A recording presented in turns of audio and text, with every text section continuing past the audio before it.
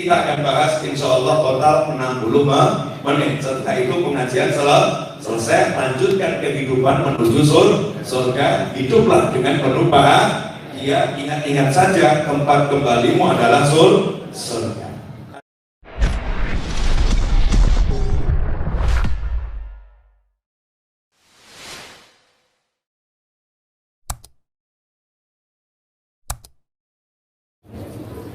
Bismillahirrahmanirrahim. Alhamdulillahi Rabbil Alamin. Allahumma salli wa sallim ala Sayyidina Muhammadin Miftahi babi rahmatillah adada ma fi ilmillah. Salatan wa salaman daimain bidawami mulkillah wa ala alihi wa sahbihi. Allahumma salli ala Sayyidina Muhammadin salatan taftahu biha lana futuhal arifin wa tufaqihuna biha fid din wa ala alihi wa sahbihi. Assalamualaikum warahmatullahi wabarakatuh.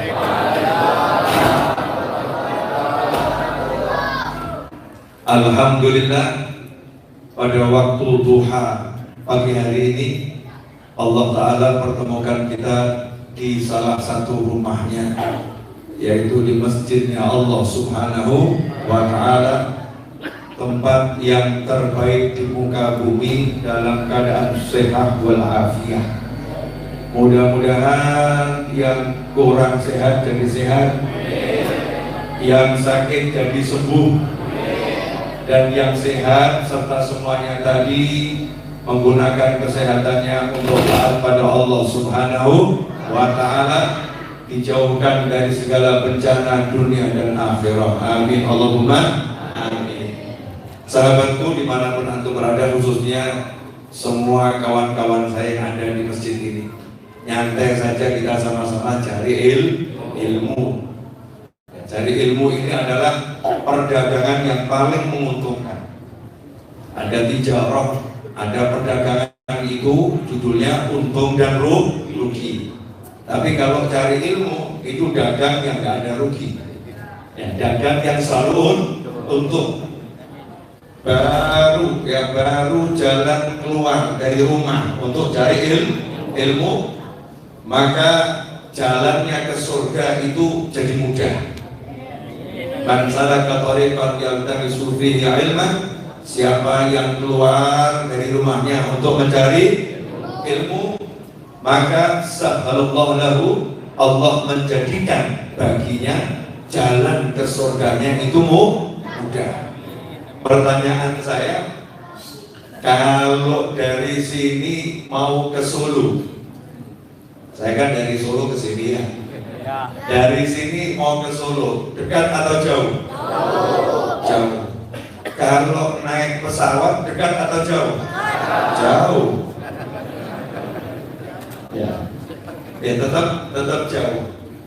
Naik pesawat tetap jauh. Jadi jaraknya tidak berubah, tetapi menjadi mudah. Betul? Menjadi mudah. Waktunya menjadi singkat. Kemudian mungkin kalau pesawatnya itu kelasnya bisnis, ya jadi lebih nyaman. Kalau diantar ke bandaranya itu pakai pengawalan dan mobilnya harga 7 miliar, maka rasanya itu nikmatnya luar biasa. Nah ini baru pergi ke Solo kalau ya naik pesawat, kemudian ada pengawalan di jalan, kendaraannya menuju bandara bagus, di bandara sudah ada yang mengatur, maka perjalanan itu ringan dan tidak melelahkan. Betul? Nah kalau ke Solo jalannya non-tol, nggak lewat tol, kemudian naik mobilnya charter, bukan mobil sendiri. Mobilnya charter, kemudian mobilnya itu mobil usianya tahun 70. Usia tahun 70.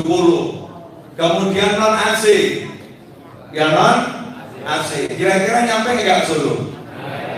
Ya, insya Allah nyampe. Ya insya Allah nyampe. Cepat atau lambat? Cepat. Ya, cepat. Tapi cepat itu bukan berarti 1 jam 2 jam. Dan dia ditanya gimana cepat? Oh cepat. Ini kalau ada orang ngomong begitu berarti cepatnya cepat sekali atau lambat sekali? Lambat sekali. Lelah maka lelah. Dalam perjalanan dunia, baru dari Jakarta menuju Solo, kita nggak pengen yang lelah, kita pengen yang nikmat, betul? Kita pengen yang nyaman, betul? Pertanyaan saya, antum di dunia ini berapa lama? Alhamdulillah nggak tahu. Alhamdulillah nggak tahu. Yang pasti sangat singkat. Mau 100 tahun, mau 200 tahun, mau 1000 tahun, itu sangat singkat. Apalagi data pasti nggak mungkin salah. Data pasti nggak mungkin salah. Datangnya dari Allah yang memberikan umur, yang memberikan usia, disampaikan oleh Allah lewat lisan Nabi Muhammad Sallallahu Alaihi Wasallam. Kenapa saya ngomong seperti ini? Biar semua kita ini paham, apapun yang muncul dari Nabi Muhammad SAW itu bukan dari Nabi, tetapi dari Allah Subhanahu wa Ta'ala. Wa ma yantiqu 'anil hawa. Allah yang mengatakan, gak pernah baginda Muhammad Sallallahu Alaihi Wasallam berkata dari hawa atau nafsunya, tetapi semua itu wahyu yuha, wahyu yang diwahyukan kepada beliau dari Allah Subhanahu wa Ta'ala. Allah memerintahkan Nabi SAW untuk memberitahu umatnya, umur umatku rata-rata di antara 60 sampai 70 tahun. 60 sampai 70 tahun. Berarti singkat atau sangat singkat? Singkat atau sangat singkat? Sangat singkat.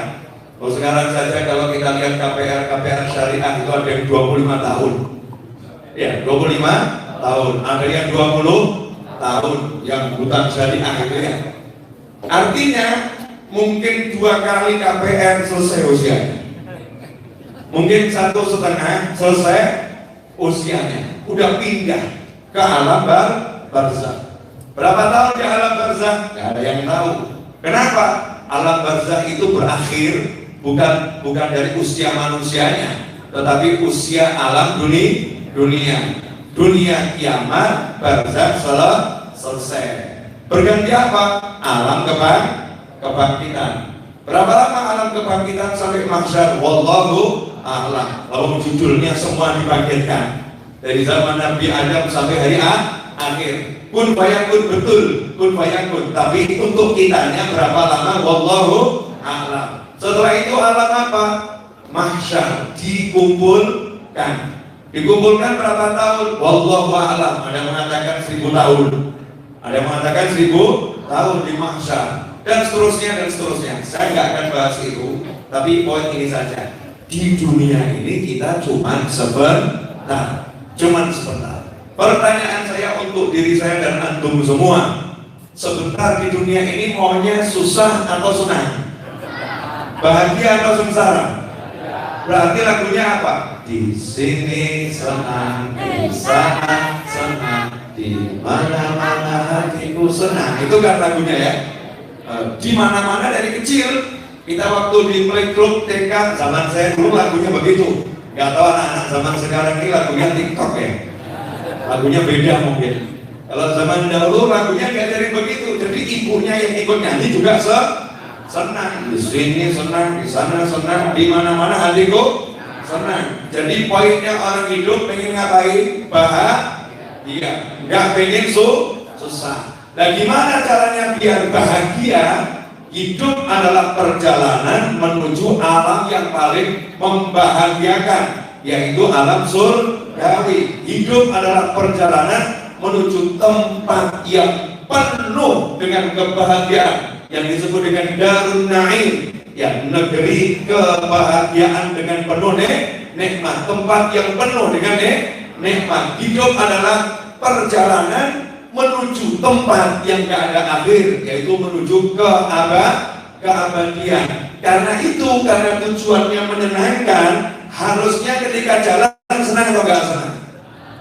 Ini loh, kalau ngomong gitu mungkin gak paham. Ya, saya kasih contoh yang mungkin saya lebih paham, mudah-mudahan antum juga lebih paham.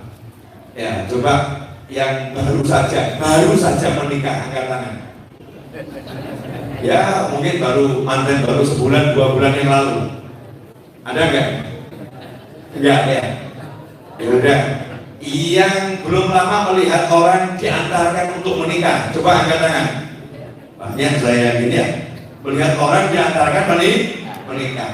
Pertanyaan saya, calon temanten belum jadi pengantin ya? Kalau udah mobil itu kan baru namanya pengantin.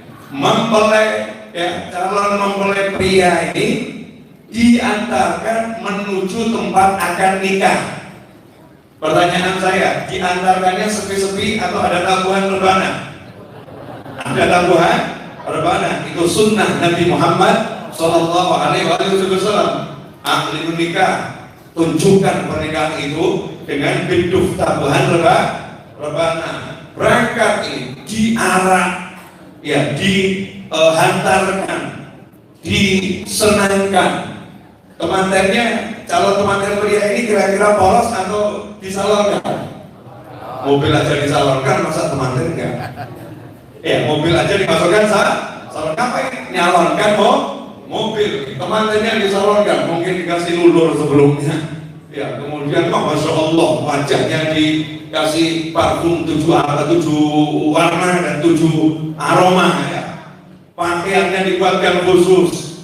Ya, kumisnya dihilangkan, jenggotnya dikerok, rambutnya dipotong yang dicukur yang rapi, aromanya harum, masih dikasih bunga sedap malam. Setelah itu dipayungin, payungnya ada bunganya ada. Perjalanan menuju pengantin ini menyenangkan atau gak menyenangkan? Menyenangkan. Nah sekarang saya mau nanya, antum jalan mau ke surga, kok gak senang? Berarti salah jalan. Ting ting ting ting ting. Poinnya di situ. Temanten diberangkatkan menuju pelaminan, senang atau gak senang? Senang. Antum sekarang ini, kita semua nahnu lagi diperjalankan menuju surga, senang atau gak senang? Berarti orang yang berjalan menuju surga hidupnya senang atau susah? Kalau dalam hidupmu kamu tidak susah, berarti kira-kira kamu menuju surga atau neraka? Ngeri. Itu dia.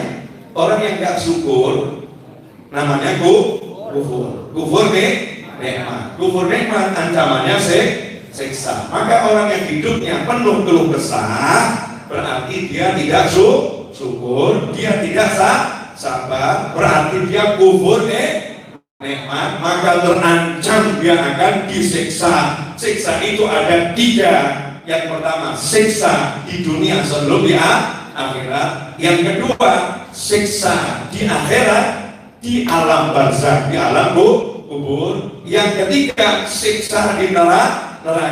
Termasuk siksa neraka itu perjalanan dari barzakh menuju neraka itu sudah penuh dengan siksa. Karena judulnya napi yang di penjara udah ketok palu, itu bukan dihantarkan ke penjara, tetapi diseret ke penjara, diseret orang menuju neraka. Kalau yang ke surga dihantarkan ke surga. Sampai di sini jelas? Alhamdulillah. 14 menit.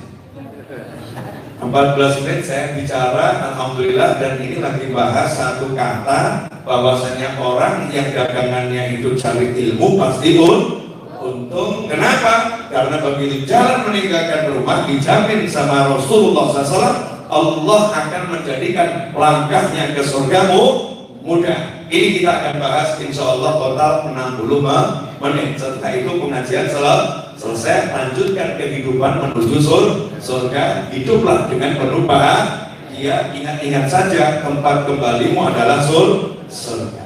Lanjut. Jadi kalau ada umurnya 50 tahun, 50 tahun. Udah dekat belum sama surga? Dekat. Saya naik mobil dari Solo menuju Jakarta, nyampe Cikampek, senang atau gak senang? Senang. Kenapa? Udah dekat, betul? Antum dari Jakarta menuju Solo, nyampe Boyolali, senang atau gak senang? Senang. Kenapa? Udah dekat. Nah sekarang usiamu 50 tahun, berarti udah dekat. Senang atau susah? Yang saya kasih contoh usia 50, kan saya baru 47, gak masuk kategori.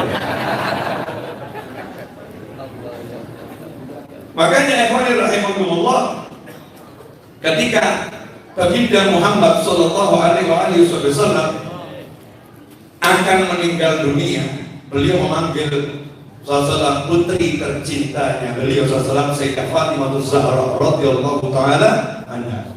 Dipanggil oleh Nabi Muhammad SAW, dibisikin sesuatu. Itu namanya rahasia. Belum boleh dibongkar saat itu, dibisikin dulu. Nah, ada istri Nabi, yaitu Sayyidatuna Aisyah radhiyallahu taala.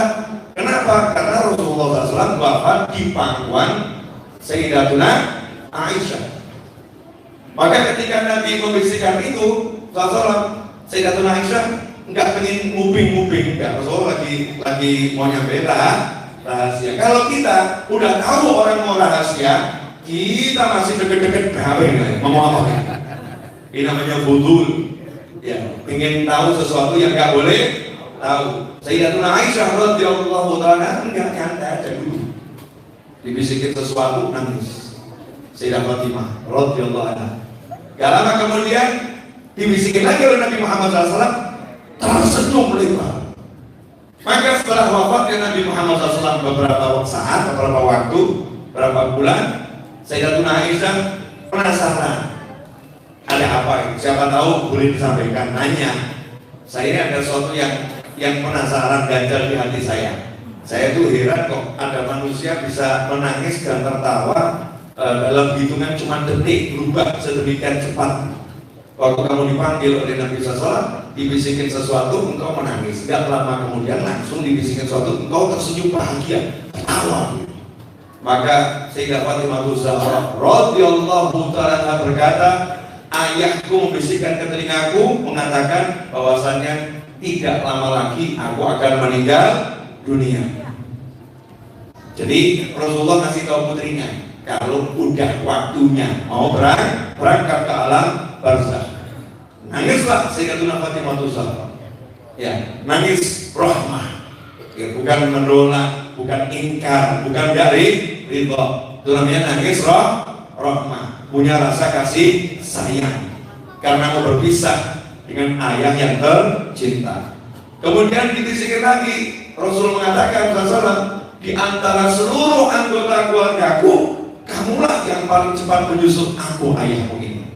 Maka tertawa bahagia Sayyidatuna Fatimah Zahra radhiyallahu taala. Kenapa?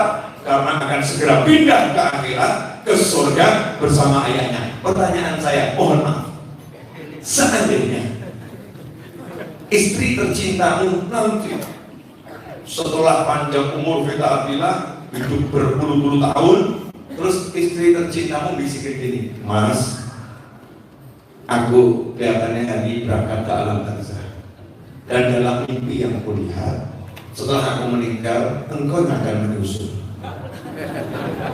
Pertanyaan saya, Anda sebagai suami mengatakan, Alhamdulillah, kita bersama dunia akhirat, true love, gitu.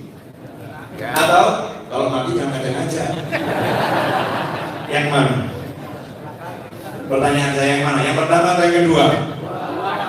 Makom kita ini makom yang kedua ini. Kenapa kita begitu takut akan kematian? Karena begitu cinta kepada dunia. Naudzubillah min dzalik. Kenapa begitu cinta pada dunia? Karena menganggap dunia ini indah dan yang di sana itu menyeramkan, masih tanda tanya dan lain sebagainya. Kalau begitu, kondisi semacam ini, hati yang ragu akan akhirat, hati yang ragu akan jannah, hati yang ragu Kalau menjadi muslim yang sejati, tempatnya adalah di surga. Hati yang belum benar-benar mantap yakin bahwasanya surga itu hak, surga itu nyata, surga itu indah, dan dunia ini adalah tempat yang penuh dengan ujian. Kalau begitu, seseorang yang sadar dunia ini tempat ujian, kira-kira pengen berlama-lama di sini,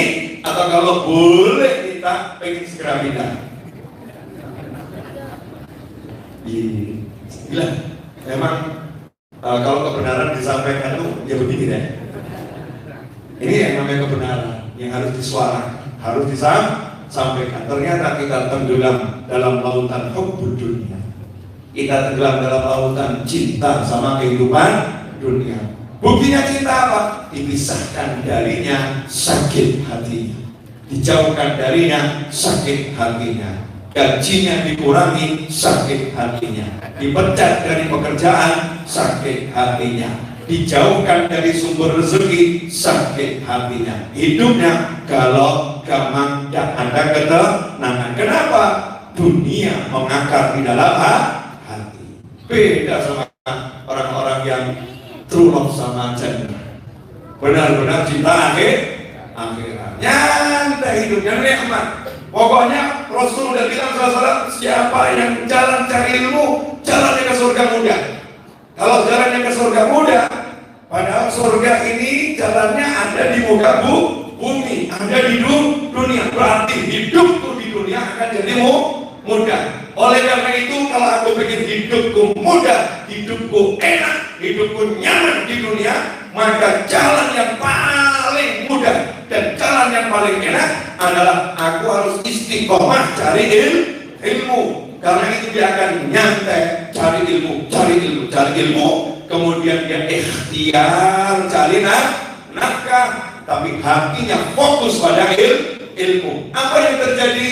Maka dunia yang semrawut, dunia yang amburadul, dunia yang pasar naik, pasar turun, ramai atau sepi, musibah atau gak musibah, gak mempengaruhi hatinya. Dia santai-santai saja sampai pada saatnya ia berpindah ke tempat yang penuh nikmat. Itulah hatinya para auliya wassalihin, hatinya para ulama al-arif billah, hatinya orang-orang yang mengenal Allah Subhanahu wa ta'ala.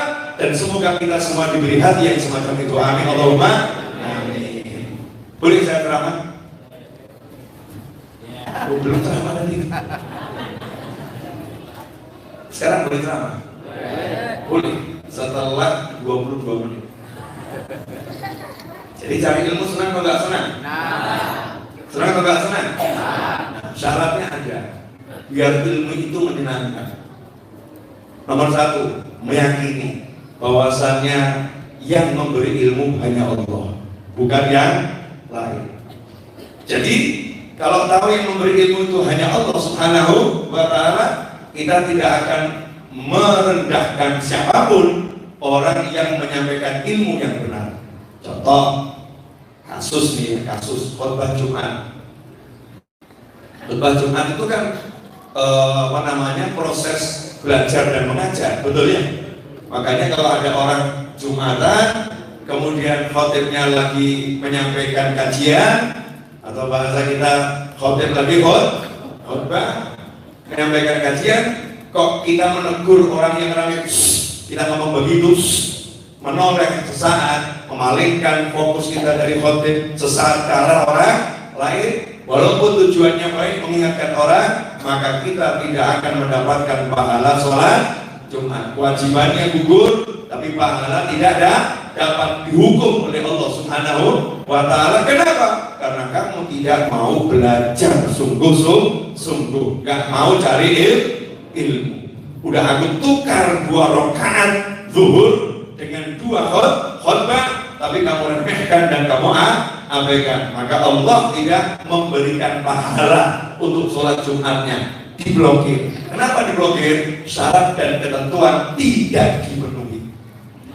Syarat dan ketentuan tidak dipenuhi. Oke, sholat Jumat, nanya ya, khotibnya imam masjid kamu yang biasa ngaji bareng sama kamu habis maghrib, usianya 75 tahun.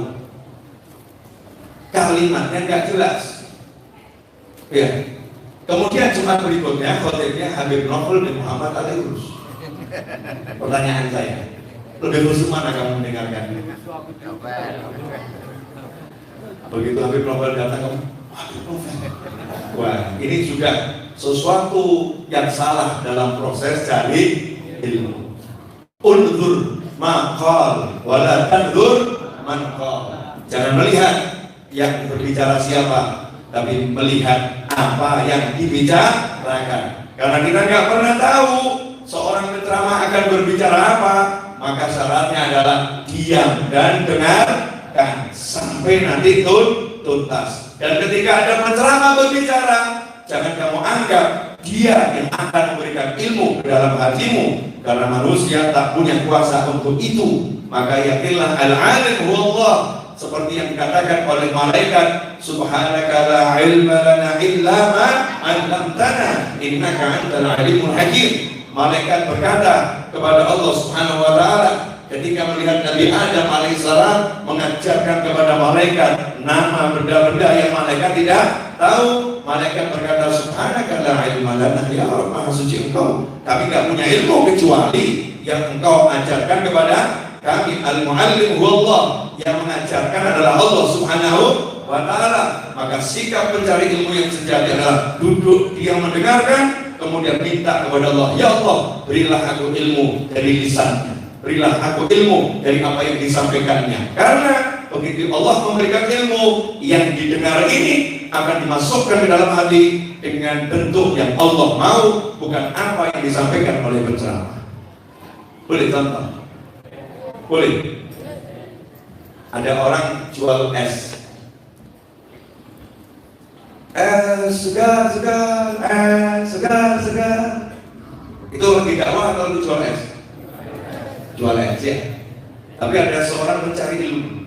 Seorang mencari ilmu. Orang ini kemanapun telinganya digunakan untuk mencari ilmu. Dia lagi jalan, ya dengar orang teriak segar. Begitu masuk ke telinganya, oleh Allah dalam hatinya dirubah, bukan es segar, segar. Orang ini bisa teriak-teriak, segar. Hidupnya nyaman, hidupnya enak. Walaupun dia jual es segar, dia bisa bahagia. Nah, kok aku ini hidup seperti ini kok belum bisa bahagia ya? Wah, saya berpikir apa yang terjadi denganku? Jadi Allah akan merubah di hatinya itu, ya tidak seperti yang dimau orang jual es, dirubah berbeda. Kenapa? Allah yang memasukkan ilmu ke dalam hati. Pertanyaan saya, apakah antum sudah begitu ketika mau cari ilmu?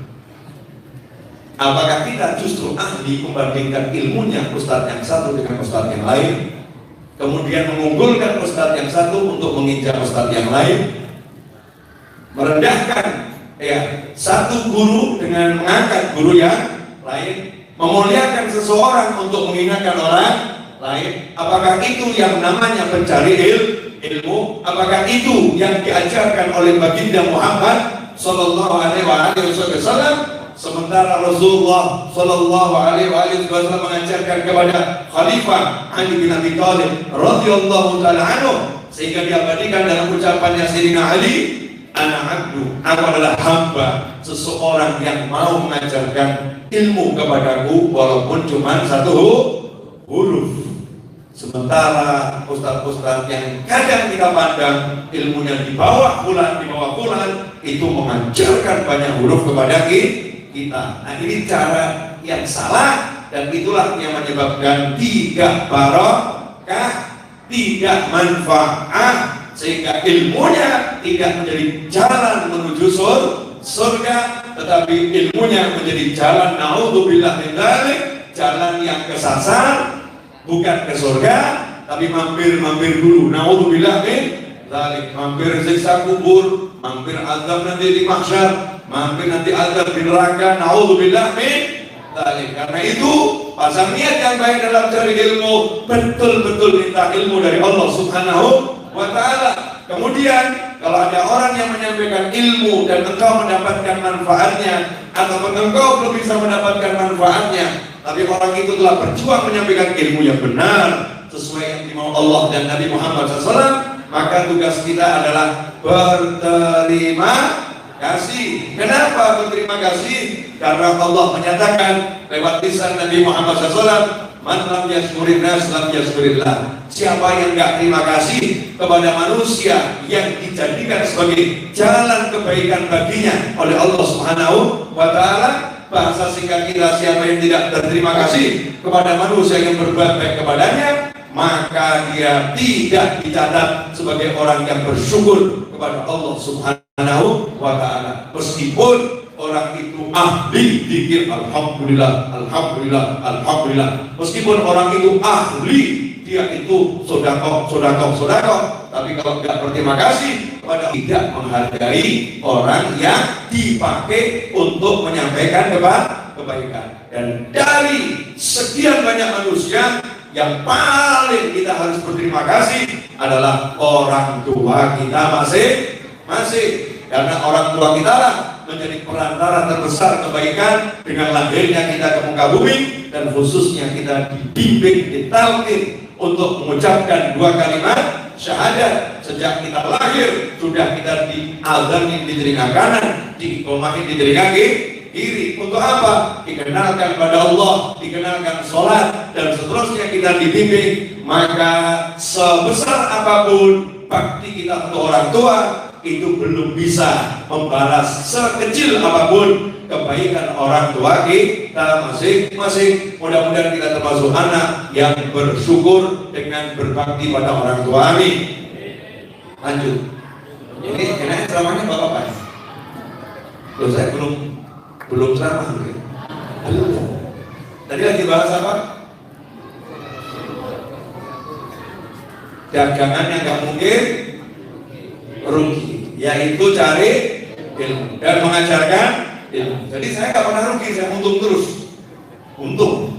Dagangan saya menyampaikan ilmu dan juga ngambil ilmu. Namanya pedagang itu sekaligus bos ya. Ya, ada kalanya dia jual, ada kalanya dia beli. Ya, kalau nggak beli kan nggak ada yang dijual. Nah, jadi ulama juga begitu. Ulama itu harus banyak beli untuk nanti dijual. Jadi seorang pelajar juga begitu. Ya, banyak beli untuk nanti dijual. Artinya apa? Belajar sebanyak mungkin, kemudian nanti disampaikan sebanyak mungkin. Karena keuntungan itu Allah berikan dengan cara bagaimana? Siapa yang mengajarkan apa yang dia ketahui, maka Allah akan memberinya ilmu yang belum dia ketahui. Alhamdulillah, insya Allah kurang lebih 30 menit tadi selesai aja. Ya, judulnya masih sama. Jalan ke surga jadi mudah. Saya mau nanya, tolong dijawab ya. Ini pertanyaan sederhana dan banyak yang mengalami. Tapi saya butuh jawaban sejujur-jujurnya, karena ini survei. Ya, jawaban sejujur-jujurnya, karena ini survei. Saya mau nanya, kira-kira kalau kita pengen bahagia, alasan kita untuk bahagia itu butuh banyak atau satu cukup? Alasan untuk bahagia itu butuh banyak, ya, banyak alasan baru bahagia, atau satu hal saja sebetulnya bisa buat kita bahagia. Yang mana? Satu. Contoh, temanten. Itu alasannya bahagia banyak atau cuma satu? Satu, nikah. Itu aja kan ya? Yes, nikah. Betul kan? Ya. Orang yang berpuasa ketika azan maghrib bahagia. Alasannya apa? Bukan. Cuma itu kan ya? Bukan. Apalagi kalau bukannya dengan A sampai Z, nanti bahagianya nambah. Jadi satu hal yang menyenangkan, satu hal nikmat itu cukup untuk membuat kita bahagia. Oke, durasinya. Temanten baru itu bahagianya seminggu masih awet kan? Masih ya. Padahal nikmatnya cuma satu ya. Yang tanpa gangguan ya, tanpa gangguan itu seminggu awet insyaallah. Betul ya? Normalnya begitu ya. Ya kadang-kadang baru 1 jam sudah amburadul juga ada. Naudzubillah tapi normal umumnya mantan baru 1 jam 2 jam sepekan.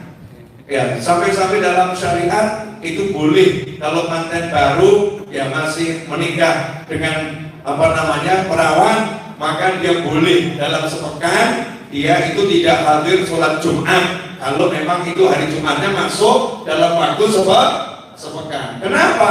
Karena lagi dalam kondisi yang sangat bahagia, dikasih sama Allah rukhsah, sampai Allah nggak mau mengganggu kebahagiaan.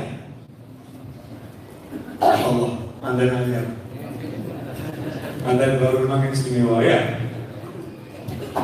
Kenapa caranya begini? Nanti akan tahu kenapa caranya begini. Boleh ya, saya lanjut ya.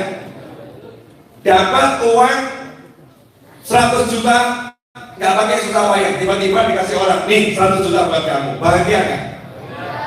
Bahagianya ini kira-kira lama atau sebentar? Lumayan ya, bisa sehari, 2 hari, bisa seminggu, bisa 1 bulan ya, bisa lama. Cuma satu nikmat, dapat uang 100 juta. Ada lagi santri, ya santri, tiba-tiba bisa berpotret bersama Al-Habib Umar bin Muhammad bin Salim bin Habib, mata Allah betul hayati. Senang atau gak senang? Senang. Cuma satu. Ini bahagianya sehari atau bisa berpuluh-puluh tahun. Mungkin sampai anak cucu terus ya diceritakan. Tuh, foto untuk kakek ini dulu sama Habib Umar diceritakan. Betul. Nah, kalau ternyata kamu bukan punya satu,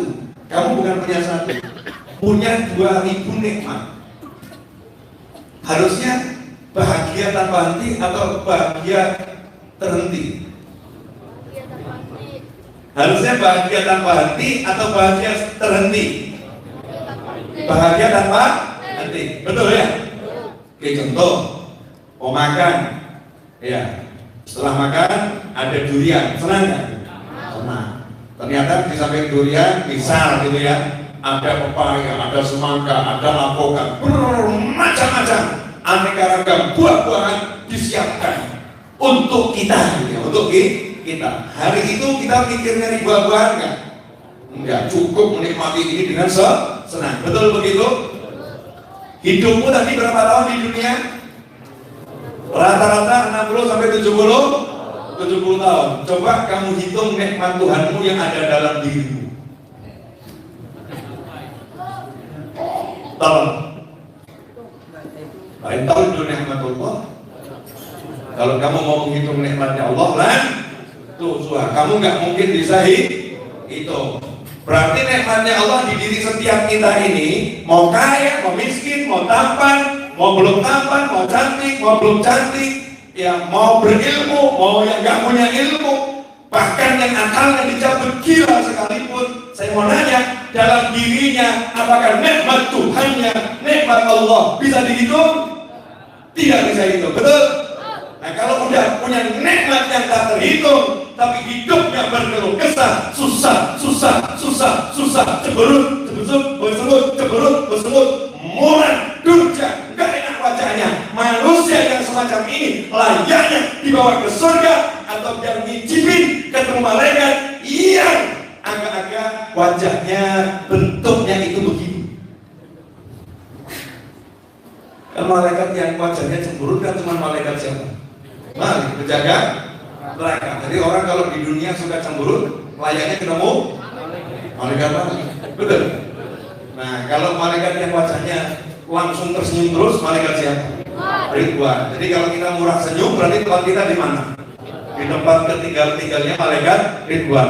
Di surga. Pertanyaan saya, untuk tersenyum terus tadi modal kita banyak nggak? Banyak. Tapi pilihannya tersenyum atau cemberut? Ini kok pada bingung semua kan? Lagi-lagi kebenaran diungkap. Contoh contoh Ustaz, contoh guru, contoh kiai. Oke, contoh. Bangun tidur masih hidup. Nikmat atau enggak nikmat? Berapa harganya? Gajimu 1 bulan sama bangun tidur masih hidup, mahal mana? Gajimu 1 tahun sama bangun tidur masih hidup, mahal mana? Gajimu seumur hidup sama bangun tidur masih hidup, mahal mana? Bangun tidur nggak sih? Jadi seharusnya bangun tidur, hidup kamu teriak-teriak, kalau dapat yes, yes, update status. What's story? Aku hidup, ketawa bahagia, viralkan gitu. Nanti orang nanya, kamu kok aneh banget sih? Bangun tidur ketawa bahagia gitu. Yang aneh kamu, kenapa? Hidup nggak pernah bahagia.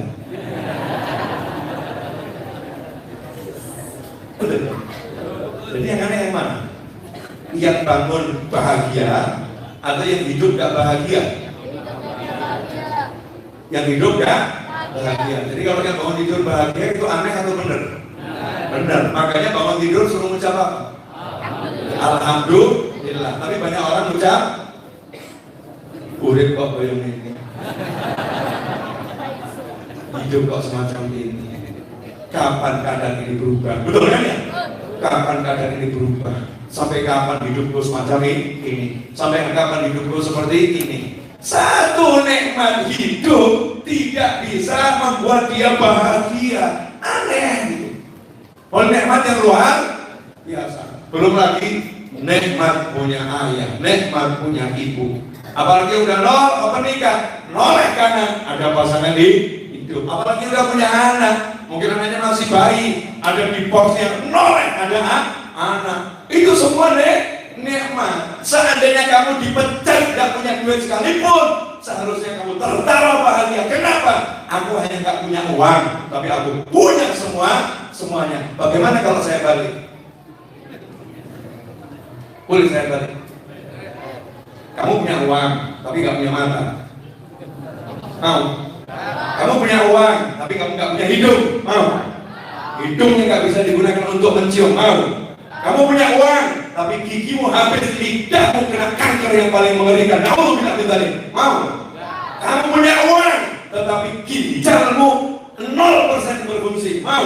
Kamu punya uang, tapi jantungmu kalau nggak pakai alat yang digunakan untuk memompanya nggak akan bergerak. Mau? Tuh yang kecil aja bisa jawab. Betul? Nah, sekarang punya semuanya. Kamu punya uang, kamu kamu tuh cuma nggak punya duit. What's the problem? Orang gila nggak punya duit bahagia. Loh, ini fakta, bener gak? Orang gila gak punya duit bahagia. Kamu gak gila, punya otak, punya iman, punya keluarga, punya sahabat, punya Indonesia yang indahnya luar biasa. Hanya gak punya duit, kamu berkeluh kesah. Bib, saya gak punya duit, gak bisa makan. Siapa bilang? Negaraku kaya, gak punya duit, keliling ke majelisnya habaib dan kiai dan guru yang ada di Jakarta, pasti makan. Betul ya? Iya, itu dapat apa ya? Saya nggak dapat saya. Boleh. Contoh aja, boleh. Nih, yang hadir majelis hari ini, dapat tiap orang dapat ini ya? Coba cek ya. Itu kalau lagi beli paket namanya bongkar apa? Hah? Unboxing. Bismillahirrahmanirrahim. Pertama, bungkusnya nggak sembarangan.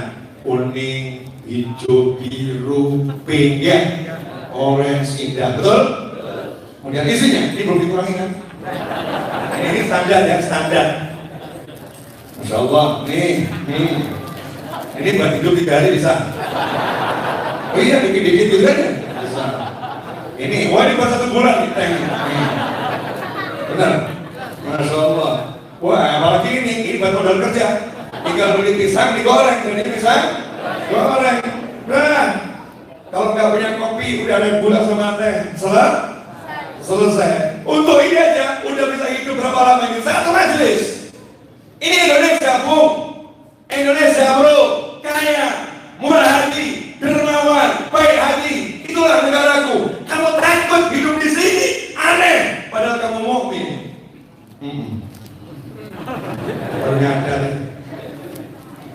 Barunya, alhamdulillah. Ya, maaf saya nggak bisa ngalinya. Karena sesuatu yang udah saya buka, ya saya susah untuk mengingatnya kembali. Dia maksudnya itu kalau udah ngasih jangan diambil lagi pinjam. Dan jelas semuanya?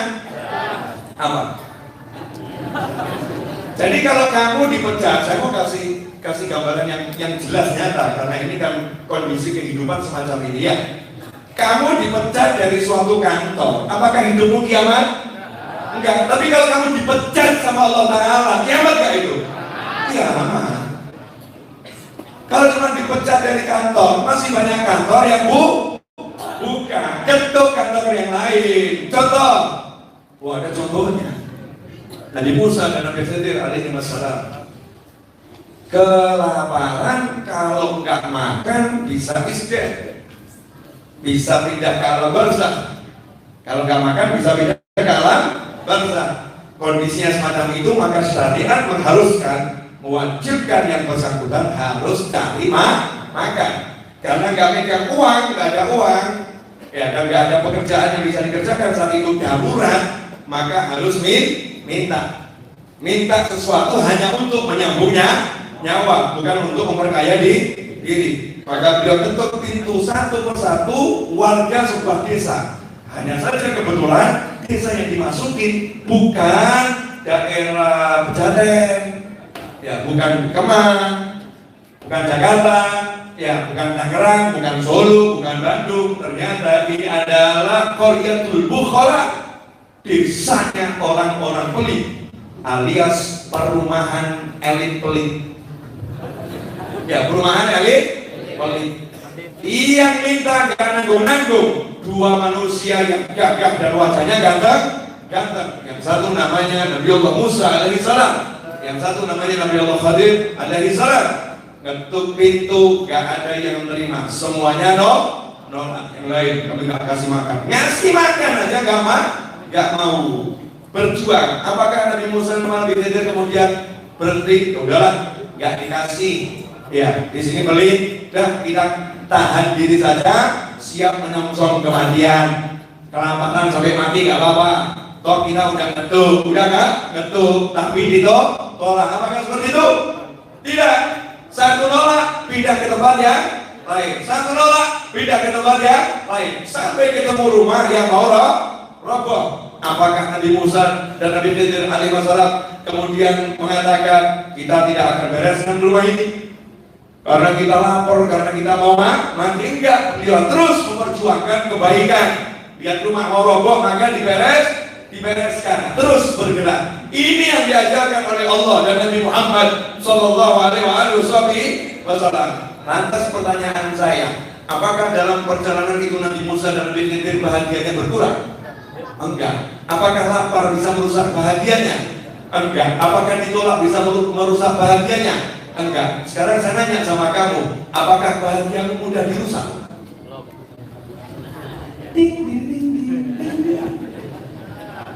Apakah bahagiamu mudah dirusak? Ayo jawab jujur. Apakah bahagiamu mudah dirusak? Contoh, kamu lagi bahagia, tiba-tiba ada berita pemecatan dari kantor, rusak nggak bahagiamu? Rusak. Nabi Khidir, Nabi Musa ditolak, bahagianya rusak nggak? Enggak. Kenapa bahagiamu rusak? Bahagianya beliau nggak rusak? Karena kalian berbahagia dengan nikmat, beliau berbahagia dengan pemberi nikmat. Ini rahasia kami. Rahasia. Nanti kalau orang paham, hanya yang jadi bahagia terus. Bahagia kebanyakan manusia karena nikmat, bukan karena memberi nikmat. Bahagianya dengan nikmatnya, bukan dengan yang memberinya.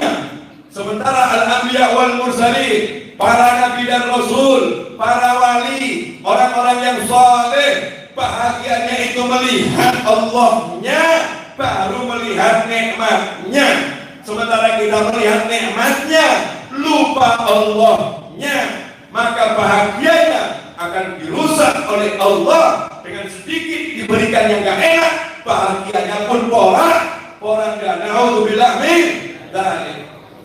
Sampai di sini jelas? Apa? Hah? Kalau dipecat seharusnya bahagia atau sedih? Ya sedih wajar, sedih. Tapi sedihnya gak ngaruh. Kenapa gak ngaruh? Karena punya banyak kebahagiaan. Betul? Punya istri, punya suami, punya anak, punya ayah, punya paman, punya bibi, punya tangga, punya teman. Oh ya, punya Indonesia. Lihat ke langit indah, lihat ke hutan indah, lihat ke laut indah, lihat jalanan indah, macet pun indah. Saya kan biasa terjebak macet ketika di tol misalnya ya. Itu ketika di jalan umum macet 2 jam, 3 jam dia pernah indah sekali. Kenapa? Saya belajar dari supir truk. Mohon maaf ya, ini ilmu hidup supir truk. Terima kasih guru-guru saya para supir truk dimanapun untuk berada. Oh iya, masuk guru saya itu supir truk. Supir truk itu kalau ada macet, nggak heboh. Udah tau macet ya, nggak heboh. Matikan mesin, tidur. Betul. Toh nanti kalau udah gak macet akan bangunkan. Betul kan ya? Dia manfaatkan waktunya untuk istirahat. Sementara kamu macet, sibuk klakson sama teriak. Udah macet gak enak, hatimu juga gak enak. Dan supir truk pandai. Oh ini macet, masalah. Tidur nikmat. Lebih baik ngambil masalah atau ngambil nikmat? Ngambil nikmat. Nah kamu pilih mana? Nambah masalah atau ngambil nikmat? Nikmat. Kenyataannya? Angkat HP telepon istrinya, bukan yang ngomongnya enak-enak. Macet ini gimana ini marah juga istrinya. Udah tahu jalan macet ditempuh, jadi nanti kita gagal makan bersama ini. Memang udah kamu rencanakan perang akhirnya. Ini nikmat atau sengsara? Jadi nambah nikmat atau nambah sengsara? Gara-gara apa itu? Bukan gara-gara macet. Gara-gara nggak mau lihat nikmat. Yang dilihat yang tidak nikmat. Supir truk yang dilihat nikmat. Ada lagi yang turun, anak muda beda kelas. Supir truk yang muda turun dari truk. Ngapain? Ke bahu jalan. Terus ngapain? Ya, ambil makanan, ambil minuman, duduk sambil telepon. Ya, keluarganya atau sahabat cuma ketawa. Dan tanya di sana, ngapain? Biasa lagi macet, daripada nungguin mobil, gue pengen nungguin kamu. Sesuai. Ini namanya suami istri yang romantis ya. Ngopi di pinggir jalan sama kamu kan lebih enak di, masya Allah. Cerdas atau cerdas? Nah, kamu pilih yang mana? Yang cerdas atau yang bodoh? Biasanya bodoh atau cerdas? Yang mana? Itu semua gara-gara apa? Gara-gara melupakan satu kalimat, la in syakartum la azidannakum wa la in kafartum inna azabi lasyadid. Kalau kalian bersyukur pasti aku tambah. Kalau kalian kufur, ingat loh, siksaku teramat kok. Ingatkan sama Allah, kalau kufur nikmat hati-hati. Kufur nikmat itu artinya apa? Kufur itu cover buku, tahu buku? Buku itu ada covernya kan? Ya, kalau covernya nggak kita buka, bisa baca isinya nggak? Nggak bisa. Jadi mau baca isinya, covernya harus diapain? Dibuka. Berarti orang yang kufur nikmat itu punya nikmat atau nggak punya nikmat? Punya. Tapi nikmatnya tertutup dari pandangannya, sehingga dia nggak bisa lihat. Nah kalau itu caranya biar bisa lihat bagaimana? Tutupnya dibuka. Cara buka tutupnya bagaimana? Lain syakartum, syukuri ya, belajar menikmati satu demi satu. Alhamdulillah, dilatih memang.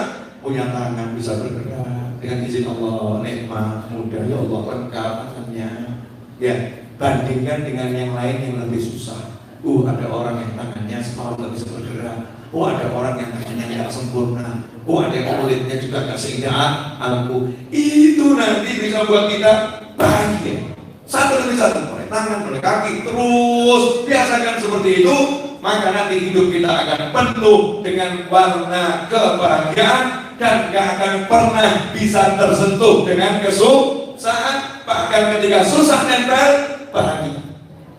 Kok bisa gitu, kenapa? Iya, dia langsung ingat wahyunya Allah lewat lisan Nabi Muhammad SAW.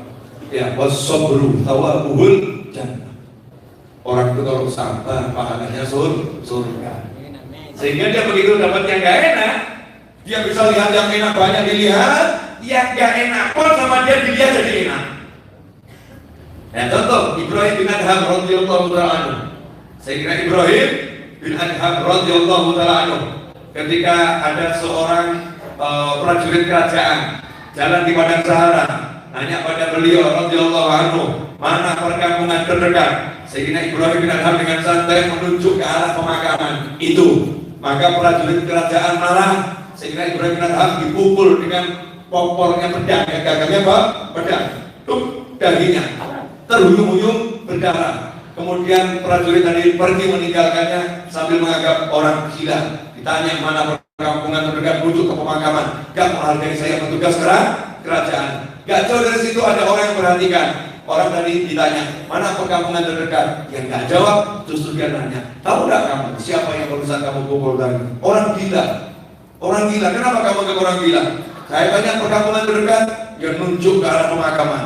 Orang tadi menjawab, itu bukan orang gila, itulah Ibrahim bin Adham radhiyallahu taala, ulama yang sangat tersohor kesolehannya. Makanya pukul tadi kaget karena juga tahu nama benarnya, tapi gak pernah lihat bacanya. Itu Ibrahim bin Adham? Iya. Langsung dia kembali dan minta maaf. Maaf, wahai guru, maaf saya gak ngerti. Kalau antum ini guru besar yang juga saya idolakan, saya cintai, maafkan telah melukai antum. Ibrahim bin Adham menjawab, jazakumullah khairan, terima kasih. Saya bukan maafkanmu, justru saya mau terima kasih sama kamu. Yang mukul nanya, loh, maka terima kasih gimana mau saya melukai kamu? Iya, berkat kamu saya dapat surga. Nah kok bisa? Ya tadi kan Allah bilang lewat lisan Nabi Muhammad SAW, wasobru tawakul jannah. Waktu kamu pukul ini sakit, saya tahan, saya sabar, sabar. Ya karena saya sabar, saya ingat Allah kasih saya surga. Itu yang mau membuat saya bisa sabar. Saya akan dapat surga, saya akan dapat surga. Sehingga saya bahagia, walaupun sakit tapi bahagia. Seperti ibu yang mau melahirkan, sakit atau nggak sakit? Sakit tapi tahu mau dapat anak, maka dia bahagia. Karena itu saya terima kasih sama kamu. Terus nanya prajurit kerajaan tadi, kenapa tadi kok menunjuknya perkampungan? Iya, memang itu rumah masa depan terdekat dia itu. Itulah perkampungan yang hakiki, itu perkampungan itu. Itu ada kehidupan di sana, kehidupan yang hakiki itulah yang terdekat. Nah, ini contoh orang yang kena musibah, satu musibah, dia bisa melihat dengan pandangan yang benar, ada nikmat di dalamnya, maka dia nggak peduli sama musibahnya, sibuk mikir nikmatnya. Sehingga selain dia bisa melihat banyak nikmat, musibah yang ada pun dilihat sebagai nikmat, sehingga musibah tak berasa lagi sebagai musibah. Jelas? Belum. Saya kasih penjelasan terakhir. Udah 1 jam kurang 3 menit. Mudah-mudahan gak terasa ya. Tinggal denger kok. Ya kalau udah tinggal denger masih bilang terasa kan ya keterlaluan. Kalau saya yang ngomong kan terasa wajar ya. Terasa haus, terasa ada minuman semua, terasa haus, kemudian berpeluh keringat itu wajar. Saya mau nanya, ini contoh aja ya. Ini kotak, anggap saja kotak. Ya, anggap saja kotak. Tisu. Jadi tisu. Kalau tisu ini saya pukulkan ke kepala Mas Fadli, teman saya pukulkan. Sakit, kesakitan. Tapi saya bisikin, ambil nih tisunya buat kamu. Saya bisikin, di dalamnya ada Mas Dikandil. Saya pukulkan ke kepalanya, ya. Sakit, bener sakit. Tapi saya bisikin, ambil nih buat kamu. Di dalamnya ada Mas Dikandil. Di dalamnya ada Mas Dikandil. Dia akan ucap apa? Sambil kesakitan, tersenyum ya. Alhamdulillah, terima kasih. Antum nggak tahu obrolan saya. Nganggep Mas Fadli gimana? Stres. Dipukul, kesakitan, senyum bahagia. Alhamdulillah, terima kasih. Berarti Mas Fadli ngomongin keras gak apa-apa. Mas Fadli stres mungkin agak berubah. Gimana gitu kan ya? Habis dipukul jadi berubah.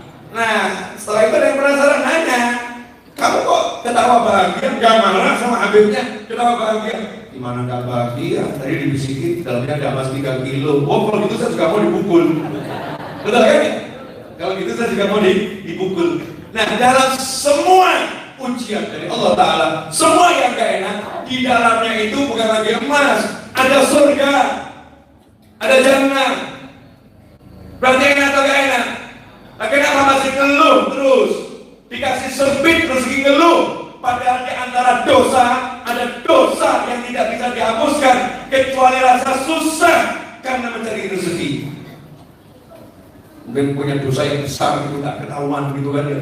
Udah istighfar, udah ini belum kehapus, sama Allah dikasih rezekinya sempit. Biar apa? Biar agak capek carinya, tapi dosanya dihapuskan. Berarti nikmat atau musibah ini? Nikmat. Jadi satu musibah itu sebetulnya di baliknya ada banyak nikmat. Sementara musibahnya cuma satu, nikmatnya itu buahnya unlimited. Nah kenapa yang banyak nggak bisa kelihatan? Nah yang ini kok dilihatnya juga sebagai sesuatu yang terlampau besar. Terakhir, contoh, mohon maaf ya ibu-ibu, saya akan jadikan oknum istri sebagai contoh. Boleh para suami? Boleh. Oknum istri. Anda suami yang baik, keluar dari rumah jam 4 pagi sebelum azan subuh, karena azan subuhnya jam 4.30 misal ya, bukan sekarang ya. Azan subuhnya 4.30, jam 4 pagi keluar dari rumah untuk berjuang cari nafkah untuk keluarga. Jam 4:30 berhenti di masjid ikut sholat, lanjut lagi naik motor. Motor yang hidup segan mati tak mau. Artinya capek disalib orang ke terus ngung terus ya jalan ke pasar. Sampai di pasar ternyata kamu kerjanya nyapu seisi pasar. Nyapu seisi pasar. Kemudian di pasar itu ada jajan-jajanan macam-macam. Teringat sama istri. Kamu berikan, oh ini kue kesukaan istri, oh ini kesayangan istri. Kebetulan kok ada kerudung, ingat istri lagi pengen punya kerudung baru, warnanya sama. Kemudian karena uangnya kurang, kamu minta tolong sama dia, boleh nggak dibayarnya bulan depan? Diizinkan. Kamu bungkus dengan bagus, dengan rapi, ya. Pokoknya ini udah siap pulang, bawa hadiah banyak. Pulang bawa hadiah banyak.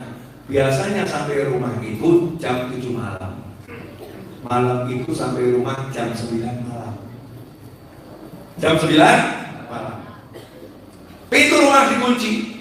Ketuk-ketuk lama nggak dibuka. Ya, agak keras setelah setengah jam baru dibuka. Wajahnya oknum istri ini tidak menyenangkan. Gak usah pulang sekalian. Kalimatnya gak usah pulang sekalian. Saya mau nanya, kalau sampai di sini ini saya jadikan film 7 menit, film 7 menit, dan Anda jadi penontonnya, dan ini adegan menit yang kelima, kira-kira responmu kepada oknum istri tadi bagaimana? Rasanya pengen banting itu TV-nya. Ini oknum istri nggak tahu ini kesian suaminya. Mungkin kamu nangis mirip aku ya. Dalam kasus yang berbeda. Nangis ya, terbawa oleh suasana film tadi ya. Nah ternyata suaminya masuk, belum sempat ngomong, udah dicecar dengan banyak pertanyaan. Kenapa jam segini kau sampai rumah? Padahal nggak ada jalanan macet, jalannya normal semua, udah kelihatan pakai GPS, jangan bohong. Ternyata istrinya ahli IT. Dan aku udah cek tadi di tempat kerja, teman-teman udah bilang, kamu pulang seperti biasanya jamnya. Pasti kamu mampir-mampir kan, senang-senang kan kamu, nongkrong sama teman-temanmu. Pertanyaan saya, Anda jadi penonton film tadi, emosi pakai emosi, emosi pakai emosi. Terus suaminya dengan cinta menyerahkan bungkusan. Ini kerudung yang kamu suka, ini ada jajanan yang kamu suka. Terus istri tadi, oknum istri tadi, gak peduli, dilempar itu makanannya, dibuang ini kerudungnya ke wajah suaminya. Ambil saja buat simpanan. Keluar kalimat yang gak jelas. Oknum istri kan kalau dimarahkan kalimatnya gak jelas. Oknum istri yang tulis. Oknum, ya ingat oknum. Mudah-mudahan nggak ada yang seperti ini. Mau namanya juga film ya. Pertanyaan saya sebagai penonton, Anda marah atau nggak marah? Terus suami tadi menjelaskan, maaf Dik, saya terlambat datang karena bannya bocor. Bannya bocor, nggak ada tukang tambal ban. Aku harus mendorongnya sejauh 10 kilo baru ketemu tukang tambal ban. Dan aku belum sempat makan dan belum sempat minum. Hancur gak? Hancur gak? Saya nanya sebagai penonton, hancur gak ini? Terus si istri bukan kesian, jawabnya apa? Gak peduli, makanya ban dicek. Udah tahu motor dipakai tapi gak pernah dicek bannya. Pokoknya gak terima kesalahan. Pertanyaan saya, ini semua yang indah tadi rusak gara-gara apa? Kerudung indah, makanan enak, cinta suami rusak gara-gara apa? Terlambat pulang, dilihat itu sebagai musibah oleh sang istri, nggak mau lagi ini musibah, punya pikiran-pikiran yang gak jelas, sehingga semua yang indah ini rusak. Sebagai penonton, kamu bukan kecewa, kamu marah. Begitulah sikap malaikat kepada kita kalau kita kufur nikmat. Bangun tidur dikasih hidup, bangun tidur mata bisa melihat, bangun tidur telinga normal, bangun tidur mulut bisa gerak, bisa minum, bisa ngucap macam-macam. Bangun tidur badannya seger, bangun tidur istri ada, suami ada, anak ada, ngucap alhamdulillah saja tidak, justru update status, kondisi belum berubah. Kira-kira malaikat gimana? Kita protes Allah ini. Malaikat gimana gitu? Malaikat itu kalau dapat izin, ya dapat izin, habis begitu. Ya, untungnya Allah itu buat Arhamur Rahimin, ya, yang maha pengasih dari semua berjiwa kasih. Alhamdulillah 1 jam 7 menit saya sudah berbicara. Kalau diteruskan maka ya terjadi ketidakadilan di antara kita. Ya, karena saya berbicara panjang lebar, ya antum cuma mendengarkan.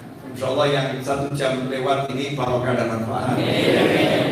Tahu ini yang nggak tahu ininya, jangan nanti pulang. Ininya mana di kajian Novel? Gak jelas. Kacau. Kalau nggak jelas kacau. 1, kalau pengen hidupnya bahagia, enak, mudah, nyaman semuanya, yaitu ambil kalimat Nabi SAW. Allah akan memudahkan jalannya menuju surga. Jalan menuju surga diawali di dunia, baru nanti di akhirat, barzakh dan seterusnya. Tapi dunia ini jalan menuju surga. Berarti siapa yang pengen jalannya di dunia mudah, maka hendaknya dia cari ilmu, mengajarkan ilmu. Itu yang pertama. Yang kedua, hidup ini sangat singkat, over nikmat. Nah, ini bisa dibuat status. Hidup ini sangat nikmat, akan tetapi over nikmat. Maka sungguh biadab kalau engkau tak mensyukurinya dan hanya selalu berkeluh kesah kepada Allah Tuhanmu yang tak pernah berhenti memberimu nikmat. Betul ya? Kurang ajarnya luar biasa. Karena itu biar hidupnya bahagia, yuk mulai belajar lihat nikmat. Jadi nanti pulang dari sini lihat anaknya senang, lihat pasangan hidupnya senang, walaupun dipecat, walaupun gak punya apa-apa, walaupun zero dalilnya. Orang gila gak bisa merasakan apa-apa dengan akalnya, hidupnya bahagia. Kamu dikasih akal dan bisa merasakan sekitarmu, tapi kok gak bisa bahagia. Nah, itu dalil yang paling hebat yang Allah siapkan. Nih kasih contoh, dan iso senang, awakku gak senang. Jadi kesalahan bukan karena musibah, tapi kesalahan karena kamu nggak bisa mensyukuri nikmat yang ku berikan kepada. Jelas semuanya? Ya, alhamdulillah, mudah-mudahan bermanfaat. Jazakallahu khairan. Saya minta maaf atas segala kekurangan dan saya minta didoakan agar saya bisa istiqomah selama-lamanya, ya, selalu di jalannya Allah Ta'ala, di jalan baginda Muhammad SAW, di jalan para auliya sholihin, dan bisa mendapatkan selalu ridho orang tua saya, dunia sampai jannah, begitu pula antum semuanya. Dan mudah-mudahan keluarga kita, pasangan hidup, anak, sahabat, teman, semuanya jadikan orang-orang yang dicintai oleh Allah Subhanahu wa Ta'ala. Allahumma salli wa sallim ala sayyidina Muhammadin wa ala sayyidina Muhammad. Ashraqal badru alaina wa ikhtafa badru tamami mithla husni ma ra'ayna fil iraqain wa syami. Rabbi faj'al mujtama'na ghayatu husnul khitami waqtina ma qad sa'alna min atayaka al-tisami wa qrimil arwah minna bi liqa khairil anami wa balighil mukhtar 'anna min salatin wa salami walhamdulillahi rabbil alamin amin. Sebelum saya mengajakkan kaki di tempat ini, saya minta dua hal. Tidak usah jabat tangan, ya, cukup jabat hati, karena tangan saya ini masih banyak tugas dengan tangan, nyupir dan lain sebagainya. Yang kedua, saya mau mengajarkan satu lagu, ya, tolong dipraktekkan sekali. Di Maulid Singgung Durato dan Ya Rabbana Ya Wadud ada Ya Allah ini, Ya Allah ini. Ya, pakai tabuhan Banjar besar, pakai tabuhannya ya Heban Ali yang besar, pakai tabuhan besar. Oke, nah cuman lagunya bukan Ya Arhamar Rahimin, bukan, lagunya pakai Nurul Mustafa. Coba bikin, gak usah mikir.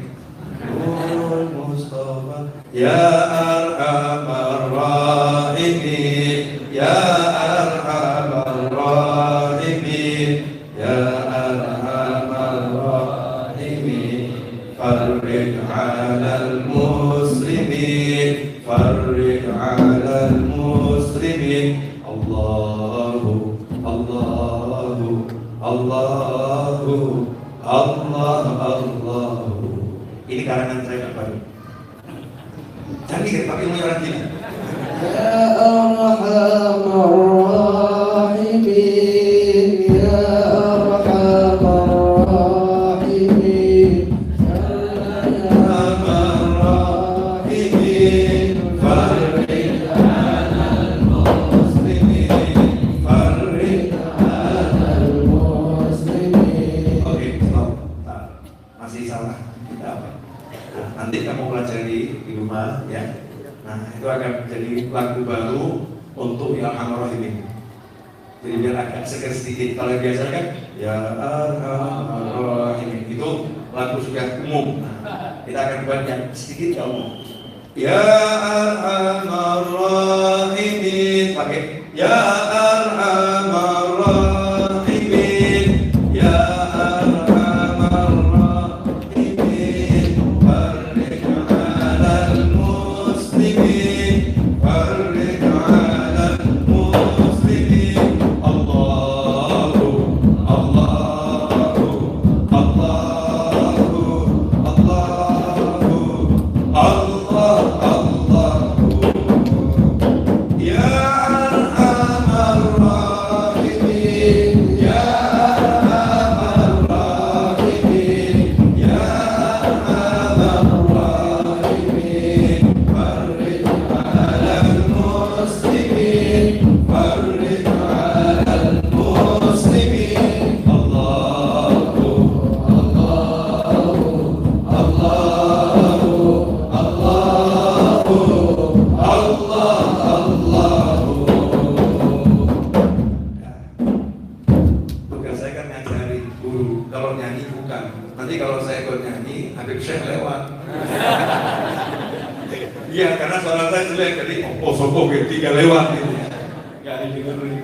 Kalau suara merdu ya semua akan berhenti. Ada tugasnya masing-masing. Cuman saya dikasih Allah kenikmatan, saya paham lagu. Ya, nggak punya suara bagus tapi paham lagu. Itu nanti bisa agak beda. Jadi Nurul Mustafa tapi dimodifikasi sedikit untuk itu. Jadi yang cakep. Ya Rabbana Ya Wadud, Ya nas'alak faqdal buyut wa naila kullil qusud waghfir lana ajma'in, waghfir lana ajma'in dua kali terus Allahu Allahu. Ajari ya, biar ada penyegaran. Yang itu, yang ini, sehingga masyarakat diajak berdoa yang sambil bernyanyi. Kasihan anak-anak kita ini udah terlampau masuk dunia digital yang luar biasa, maka perlu ya dikenalkan sama lagu-lagu yang semacam ini, biar jadi cinta ya sama Allah, cinta sama Nabi Muhammad SAW. Kemudian saya anjurkan ya, biasakan pakai kalimat-kalimat bahasa Arab biar anak kita itu suka dengan bahasa Arab, karena bahasa Arab itu bahasanya Al-Quran, karena Al-Quran itu berbahasa Arab, dan bahasa Arab itu bahasanya Nabi Muhammad SAW, dan bahasa Arab itu bahasa Ahlul Jannah. Kalau anak-anak muda senang dengan kalimat thank you ya, hey bro, boleh-boleh saja senang dengan bahasa Inggris atau dengan bahasa Sunda, kita juga suka dengan bahasa Sunda, apalagi dengan bahasa Arab, dengan bahasa-bahasa daerah, bahasa internasional kita suka, maka dengan bahasa interakhirat kita harus lebih suka. Maka panggil kepada kawan-kawan yang antum, gimana antum, sehat? Ya, nah alhamdulillah sehat. Ente gimana ente? Bagus. Ajarkan itu. Jangan sampai orang gak kenal bahasa Arab, dalam rangka mengajarkan bahasa Arab untuk cinta pada Allah dan Nabi Muhammad sallallahu alaihi wasallam. Hakadha wa minkum wa sallallahu ala sayyidina Muhammadin wa alihi wasallam. Alhamdulillahirabbil alamin. Wassalamu alaikum warahmatullahi wabarakatuh.